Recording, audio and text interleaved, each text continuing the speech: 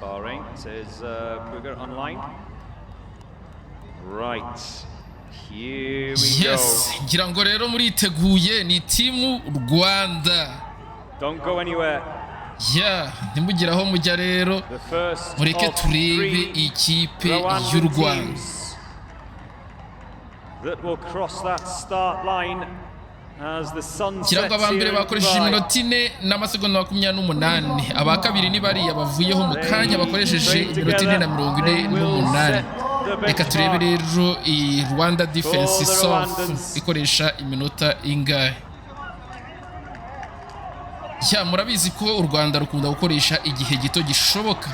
Ariko rero reka turebe aba basore bo mu Rwanda uburyo bari buze kuduhagararira bakitwara neza aha hantu. On the traverse wall up into the attic entry.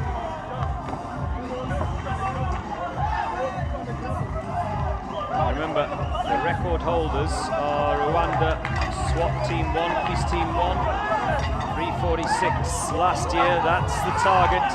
Yes, abambere rero n'ubundi mwaka ushize bari abanyarwanda kuko bagize rekodi ya 3 n'ibice iminota 3 n'amasegonda 38. Reka rero turebe ababo niba bari buze kubigeraho. Yari SWAT Team. Over the football, they've all got to touch the bell.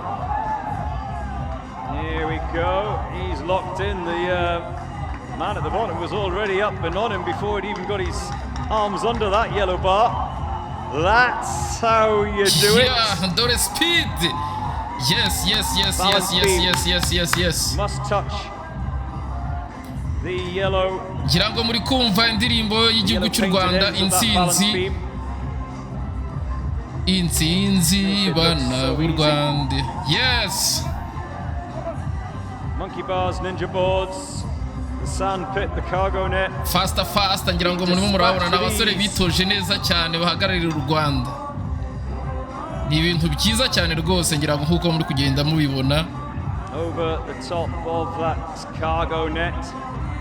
They have to climb up and climb down. They're not allowed to throw themselves over the cargo net. Yes, dorabasore. So far today, Uzbek police 4 minutes flat. Dorabasore. We've done 2 minutes here with the defense force of Kundirimbo yacu y'intsinzi bana b'u Rwanda. There's 1 across, 2 across. Iminota 2 imaze kugeramo. 2 still to go. Haracyari babiri n'ubundi bakigenda nibo dutegereje. Yeah, there's 3 still to go. There's 2 of them they're on that barrel at the moment. There you go, 1 remaining.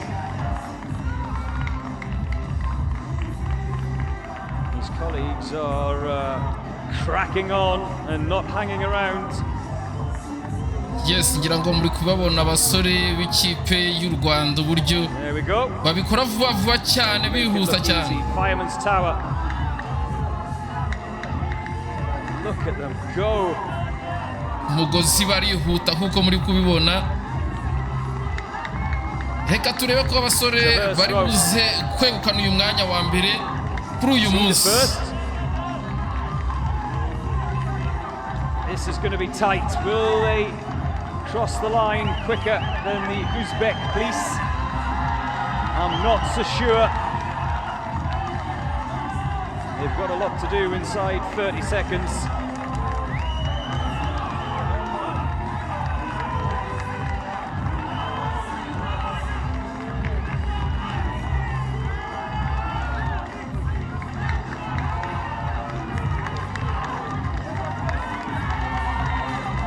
Irish table.